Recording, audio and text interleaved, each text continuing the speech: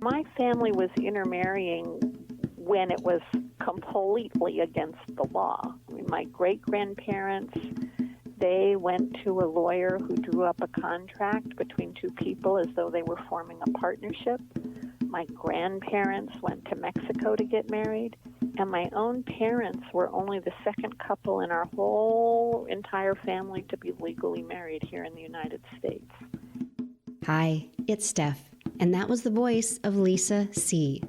Lisa C. is the New York Times bestselling author of The Tea Girl of Hummingbird Lane, Snowflower and the Secret Fan, Peony in Love, Shanghai Girls, China Dolls, and Dreams of Joy, which debuted at number 1. She is also the author of On Gold Mountain, which tells the story of her own Chinese-American family's settlement in Los Angeles. Lisa has also written a mystery series that takes place in China, and her books have been published in 39 languages. There are so many fascinating things about Lisa, but I just want to tell you, read her books and you travel to faraway places where your senses come alive with Lisa's vivid detail. In almost every character, no matter how far away they may seem, you will find a piece of yourself there. And you'll hear more about that in today's conversation. And just briefly, a quick word to all of you who listen and take a moment to rate and review the Another Door Opens podcast on Apple Podcasts. Thank you so, so much. Listen, subscribe, rate, and review, and you can become a patron of the show as well. And thank you so much to my Patreon supporters. I sincerely appreciate your backing and support. You just don't know how much it means that you give me your vote of confidence. You can learn more about how to become a patron too, if you're interested, at patreon.com/anotherdooropens. So let's turn the page and get into this wonderful conversation with this wonderful author. This is the Another Door Opens podcast, and I'm your host, Stephanie Hamango. Here is Lisa C.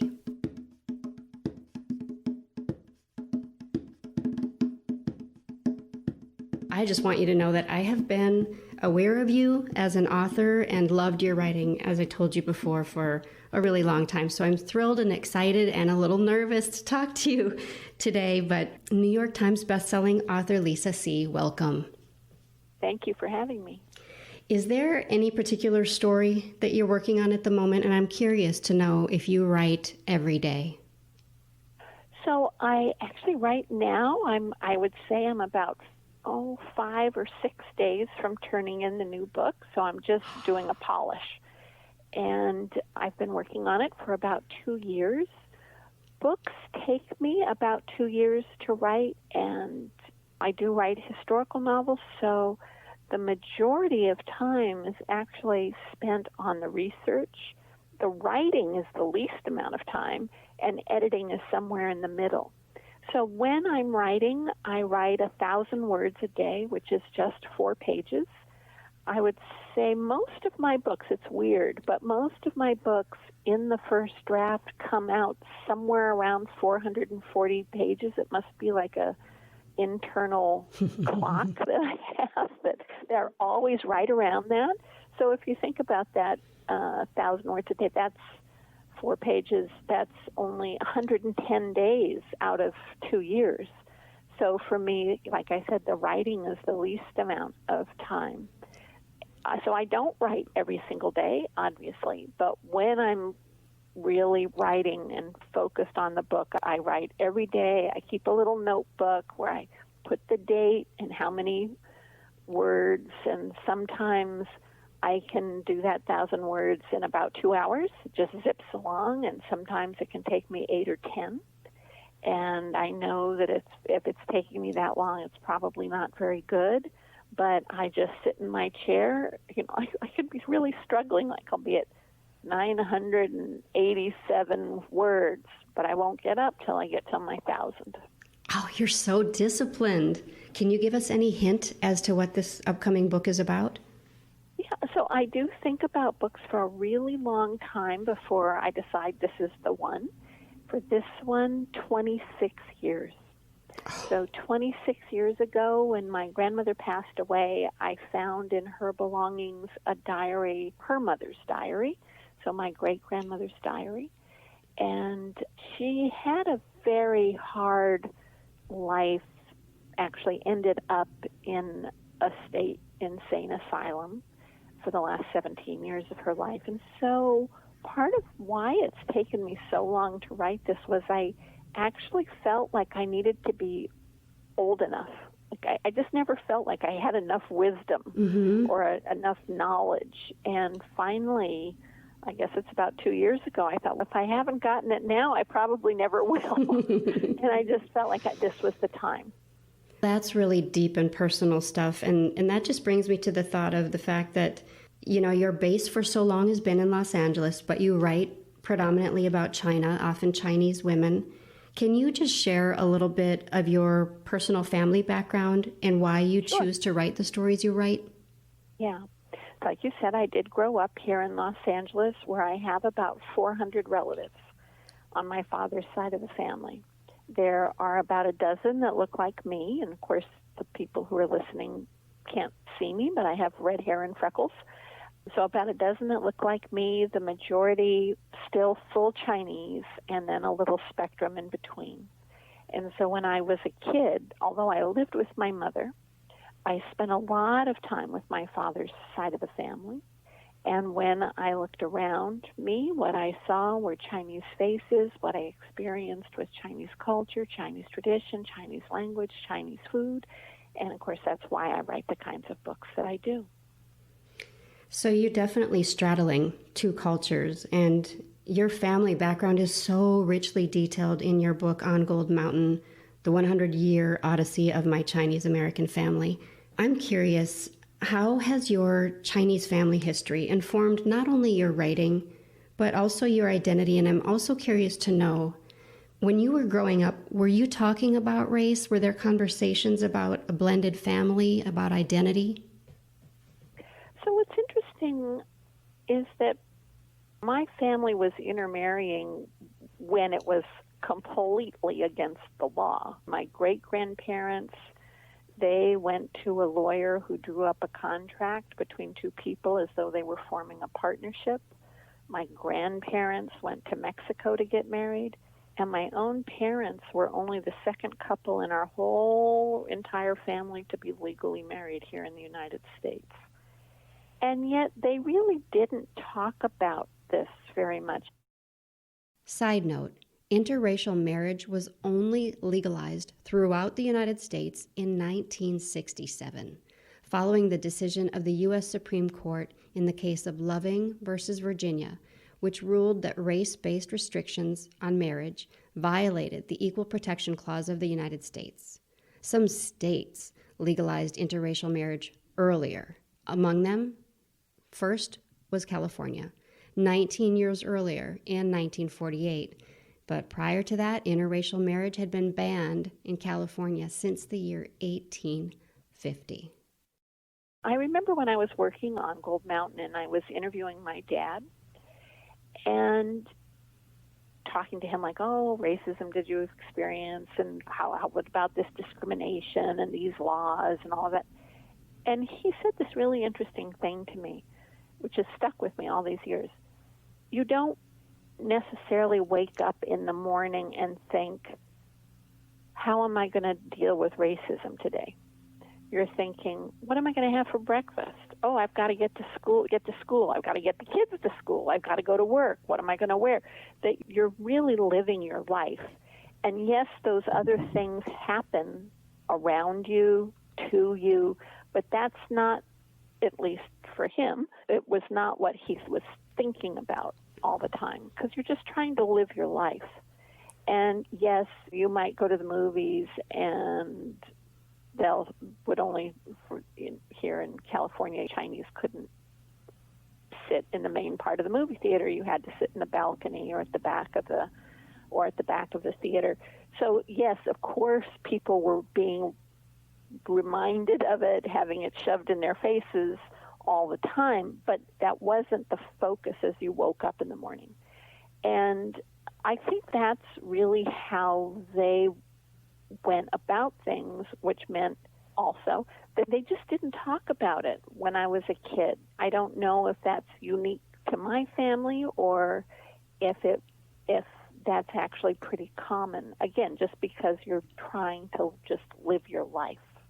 Although I'm sure at different points during World War II, when Japanese Americans were interned, the general public couldn't tell the difference between a Chinese or a Japanese or a Filipino.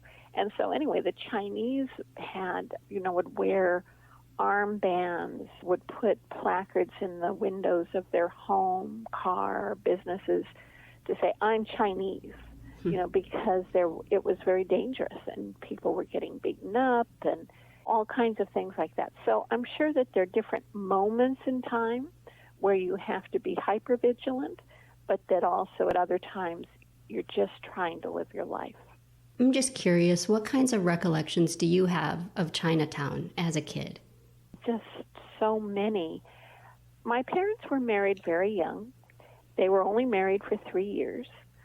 I don't know if this is why, but I really did spend a large amount of time with my grandparents, and I would go to work with my grandparents, and we had a big family store, Chinese antique store, that was started in the 1870s. It's still in business today. And back when I was a child, my great-grandfather, in our part of the family, there were 4 sons and 1 daughter. And when I was a child, 3 of those sons and the daughter all worked together in the family store. And so first there's this store that was amazing. I mean, just filled with Chinese antiques, rooms of antiques, and a huge marriage bed that had multiple rooms to it, where all of us kids for generations have used that as a playhouse. Wow, what a playhouse. It's an unbelievable antique, Not only was there this sort of physical place and the smells of the furniture and the antiques and all of that, but also to actually spend so much time, not just with my grandparents, but my great aunts and uncles.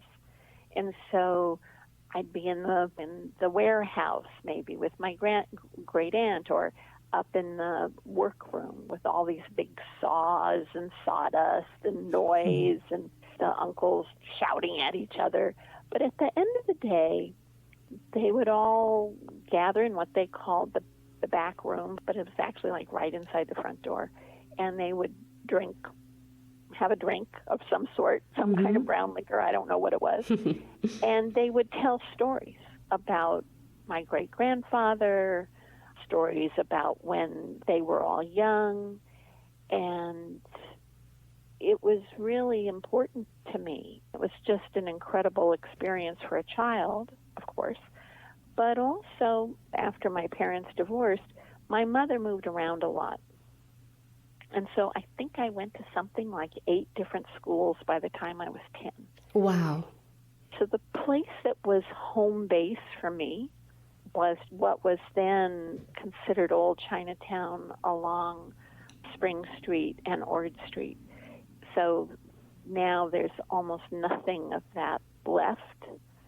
But when I was a child, there was the Samsung Butcher Shop and the International Grocery and little cafes for working people, and my grandmother would take me to the International Grocery every day. We had our round that we did where we would go up and down Spring Street talking to different people and going in shops and visiting. I just feel for me like that was home base. That was the thing that never changed, that everything else in my life was changing all the time, but this was like my touchstone, I guess you would call it. I have to add this in case you're interested in visiting. You heard Lisa mention the family store is still in business today. The main store is in Pasadena, California. It's the F. Sui One Company, and it's located at 1335 East Colorado Boulevard. And the second family store is the F. Sion Company in LA's Chinatown at 509 Chongqing Court. So check it out.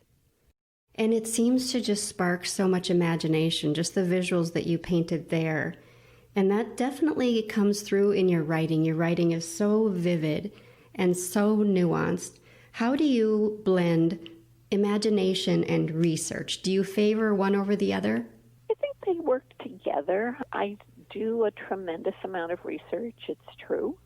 But I also, even when I'm doing the research, I'm also using all of my senses, or trying to use all of my senses. This is one of the reasons why I travel to every place that I write about. You want to feel what the wind is like, if it's humid. I mean, we live in Los Angeles. There's zero humidity here. So to be in a place where you walk outside and you're just drenched in whatever that goo is that happens with humidity is very different. And so to have that, what does it look like? What does it smell like?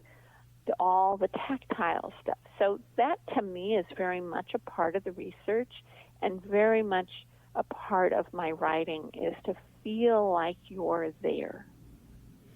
It comes through so vividly, the fact that you research it. You can truly feel things, but then you can tell that there's also so much empirical research that you do, from the construction of the Transcontinental Railroad to knowledge about furniture or tea or Chinese medicine or discriminatory laws. I mean, it's just so vast. I wonder, are you able to retain over time much of the things that you learn, because your research is so vast and so deep? There's some things I retain, and other things it's just like, what? Now that we're during these days of COVID, I've been visiting a lot of book clubs on Zoom. And, of course, most of them are doing the most recent books, but I've been surprised how many are going back to the backlist. So reading on Gold Mountain, but also reading the mysteries. And one of those, so the second mystery, The Interior, I've now done a couple of book clubs with that book. I wrote that thing something like 20 years ago. And so people have been asking me questions like, I don't remember. I just don't remember. But then there are other things that remain very vivid for me, not just the details of, like you mentioned, the building of the Transcontinental Railroad, or things about furniture, ceramics. Those things really do stay with me. But then there are whole other categories where not only do they stay with me, but they become a part of my life. When I was working on The Tea Girl of Hummingbird Lane, I went into that book a tea drinker. I came out of writing that book and doing all the research for that book, a total tea snob. Oh. Like a total tea snob. So that will stick with me forever. And it has really been quite transformative to my life. And then I'll just say another thing about that. It's related. I do find when I look back on certain books that I was exploring a theme, let's say, something very particular about friendship, or with The Island of Sea Women, forgiveness. Other books, jealousy, envy. I think for me, those books came at a time in my life where I needed to work on that. Mm-hmm. Like I needed to work on forgiveness. And so this gave me an opportunity to really think about forgiveness for 2 years and to really research it, to see how that works, to see what the benefits are and what the drawbacks are. So it's almost like moments or things that I need to work on do seep into the books, whether it's intentional or unintentional. And the beauty of that is you could keep that all to yourself, but by putting it down in a story, it helps the rest of us too. Yeah. And another thing that also related to this, quite a few years ago, my then publisher bought up the rights to some books that had been out of print. And they now had all 3 mysteries. And they decided they were going to reissue them with all new jackets. And one day, a box arrives with these books. And if those books had those really nice jackets back when they first came out, they might have sold better. But okay, we'll put that aside. But what was so strange was I was flipping through them, And I don't go back and read my books. I wrote them, did probably something like 20 drafts before they were completed. Mm-hmm. So I think when I'm really done with a book, I don't need to reread it. So I hadn't read these in a long time, but I was flipping through. I may not have remembered a character. I may not have remembered a scene. I may not have remembered some plot point. But no matter what page I opened to, I remembered exactly where I was emotionally when I wrote it. Fascinating. Like, my son got in trouble in school that day. My husband and I had a bit of a tiff. So that my books are not in any way, I think, not in any way autobiographical, and yet I think they're very autobiographical in terms of where I am emotionally, whether it's in that year or in that day. That is so interesting. It must be so deeply embedded somewhere in our brains, the mm-hmm. connection between the content and emotion. Mm-hmm. Just creativity, because creativity comes from a very deep place, and also from a place we don't necessarily understand. We're just tapping into it as best we can. I'm thinking about your characters and empathy. Your characters seem to be developed through an empathetic and compassionate lens. Is that something that you do intentionally? And is there an element of there must be some good in each of these characters, flawed as they may be? Absolutely. The editor for On Gold Mountain, I think it's fair to say that he was not a very nice man, and he was not a very gentle editor. There were a lot of things about On Gold Mountain in that first draft when I turned it in, which was not my first draft, but the first version that he saw, mm-hmm. that he really didn't like. And one of the people he really didn't like was my great-uncle Ray, who was the villain in our family. Like, everybody just agreed he's the villain. And even his daughter was like, oh, yeah, my dad, he's the villain of the piece. But what my editor said was, you have to look beyond that. You have to think about, what was he thinking? What was he feeling? Why did he act the way he did? And so this really forced me to look deeper into his character and also just try to look at the world through his eyes. And when the book came out and his daughter read it, she said, I understand my father for the first time in my life. Wow. And that was so powerful for me. And so I do feel like even the people we think of the great evil people of the universe, that yes, okay, they were evil, they were bad, but they probably had a mother who loved them, and they probably loved their moms, and they probably loved their kids, and that within their own world, there were things about them that probably were good. It's just we don't see it, but I do think it's important to get to that. And so with all of my novels, even the people who are, we'll just call them the villains, I hope that people or readers see these other aspects to their characters and can see why they do the things they do. Not that they're right, not that the character did something that was right, but at least you can understand where they were coming from and why they did it. A good example would be in the most recent book, in The Island of Sea Women. And Mija does a thing that's really pretty unforgivable. But by the end, you understand why she did it. And I think a lot of readers come away thinking, or think about, what would I have done if I had been in her situation? It's a kind of a Sophie's Choice thing that she sets up for the other character. And there are terrible consequences to it. But that when you finally understand what she was thinking, why she did what she did, then you can have some empathy for her. And I used in that book a saying that's attributed to Buddha, to understand is to forgive. Hmm. And I think that there's something to that. If you can understand why somebody did what they did, you may not be able to forgive them entirely, but you can at least have some level of acceptance and understanding.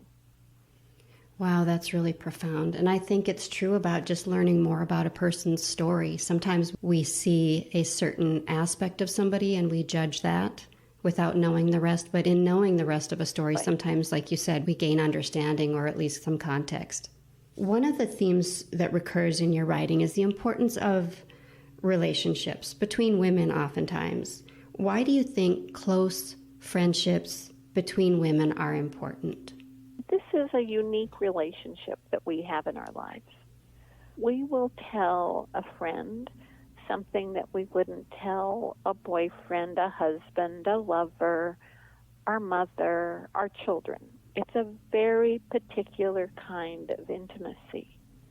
And anytime you have that, anytime you are open and vulnerable, anytime you've completely opened up your heart, you also have completely opened up your heart to be hurt. And the incredible benefits of friendship, we all know what they are. But it's so risky at the same time because we're trusting that person not to hurt us, not to betray us. And again, because of the unique things that we will share with a friend, it's particularly hurtful if things go south. So I'm really interested in what I think of as like the dark shadow side of female relationships, whether it's mothers and daughters or sisters or friends. And whenever I see those dark shadows, that's exactly where I want to go. Oh, that's interesting. Whenever you see the dark shadows, that's where you want to go. Is there a healing component to that? You just, as you were talking there, I couldn't help but think about you reaching for those books that you wrote so long ago and finding something on the page and realizing 100% true. Certainly when I was working on Snowflower and the Secret Fan, I did have one friend. We were so close for years. And then a bad thing happened and we didn't see each other again for something like 20 years. And then all of a sudden, I kept bumping into her. It was the weirdest thing. I'd be in a parking lot, and there she would be. I'd come out of a restaurant, and she'd be coming in. I mean, it was bizarre. And she would say, like, oh, we should get together for lunch. And I'd think, over my dead body. Or, let's go take a walk. I think, yeah. I was still very stuck.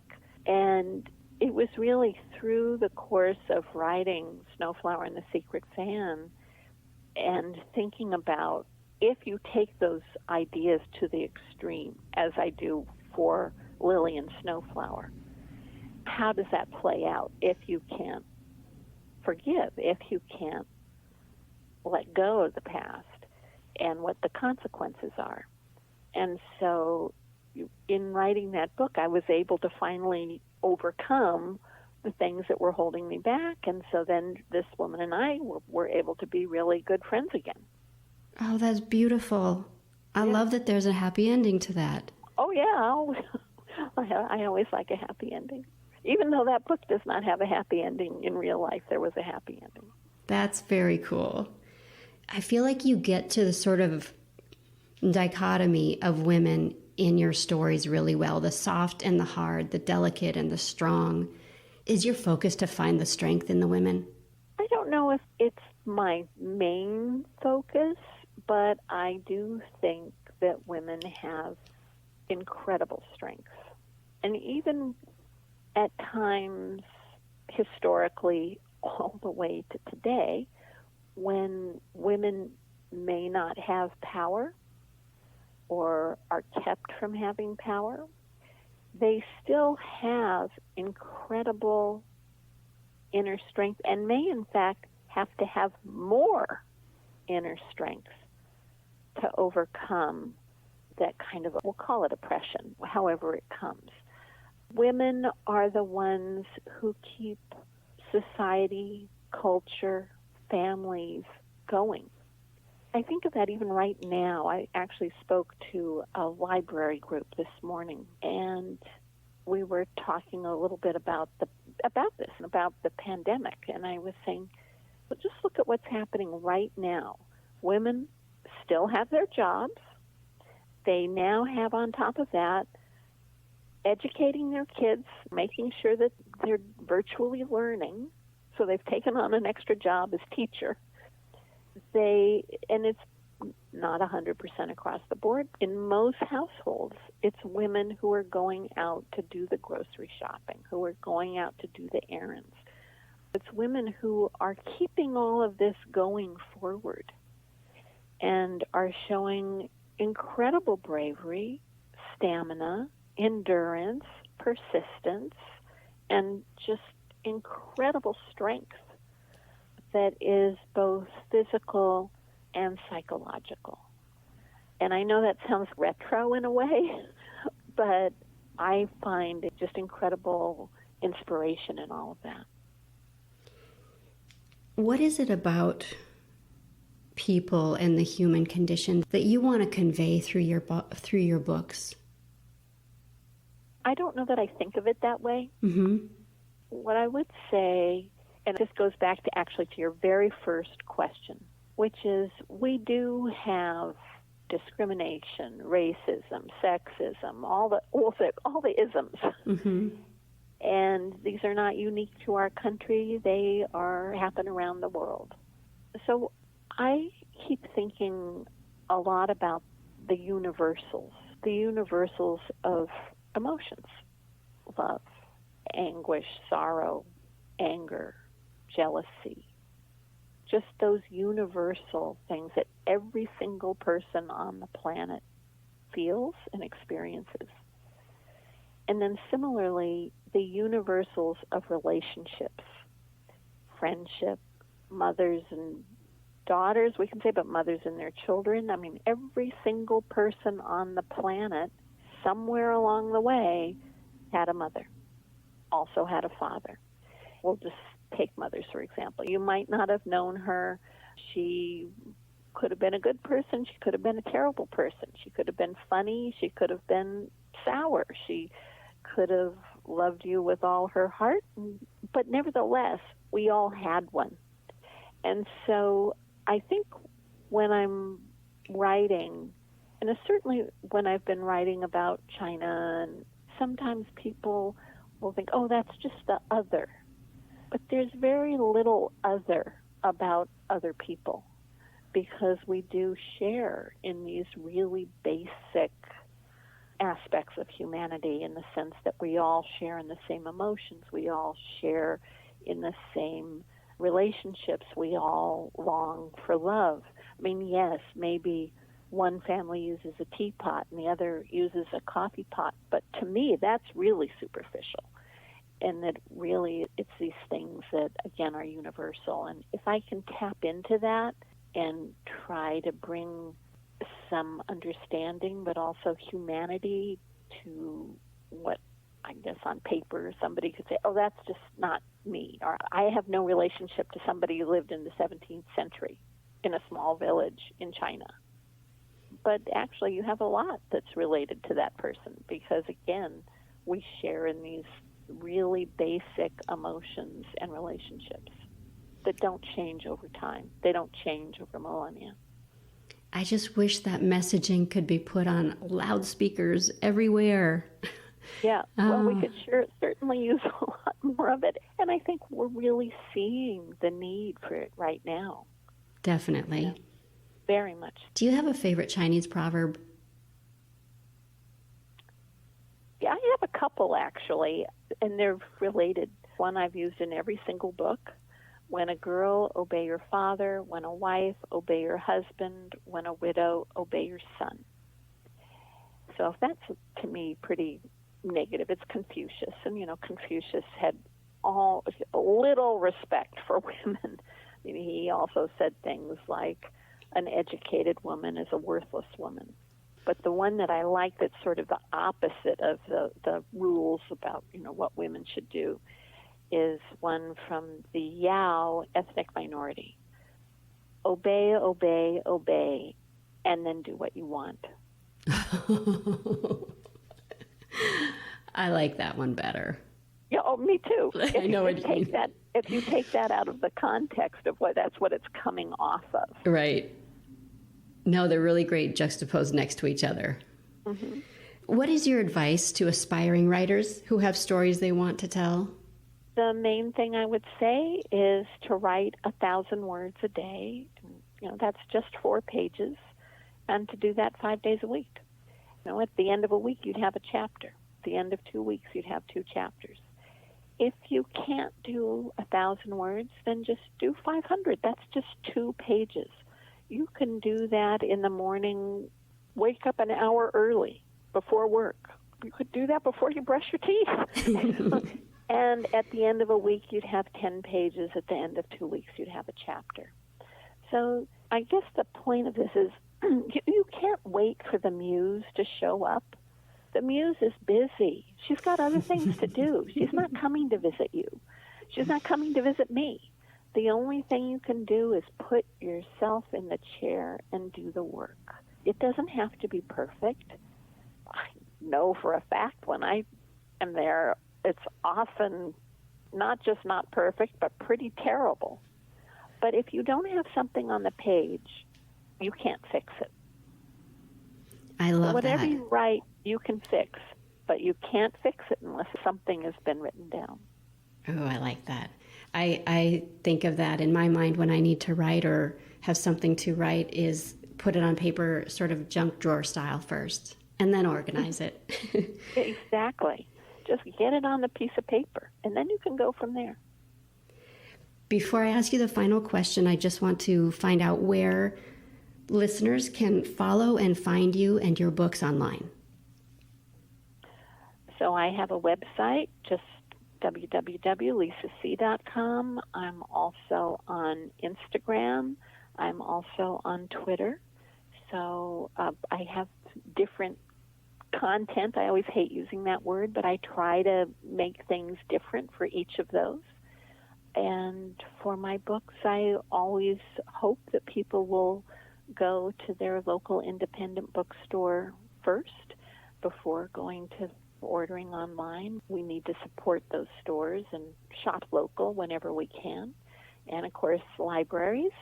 I think it's pretty easy to find my stuff. Sometimes some of the older books, it might take a little bit more of a search, but you can find them.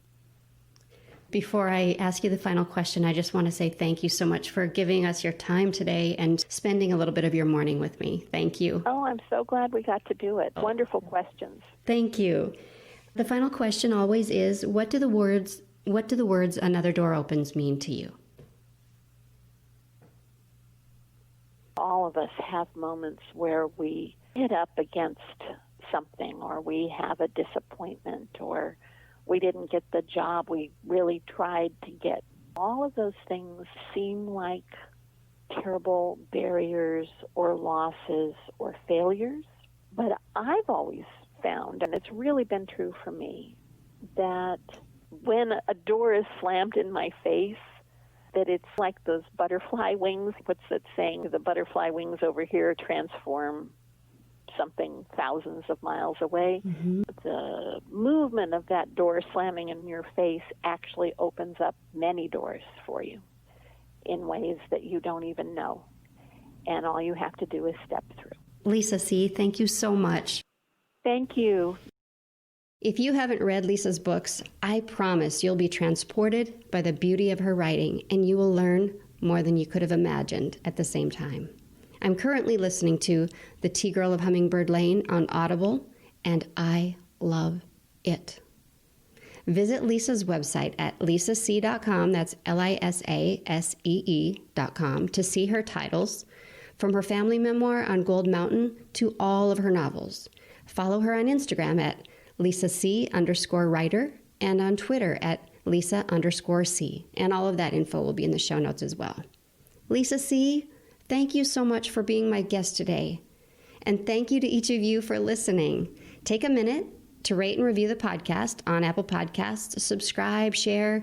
I would love to get some feedback from you and hear what you think about the podcast and what you think I can do to make it better. It's still a brand new work in progress.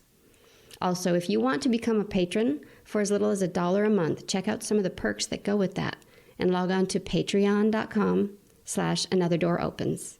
If you're new here, the Another Door Opens podcast is about open hearts and open minds.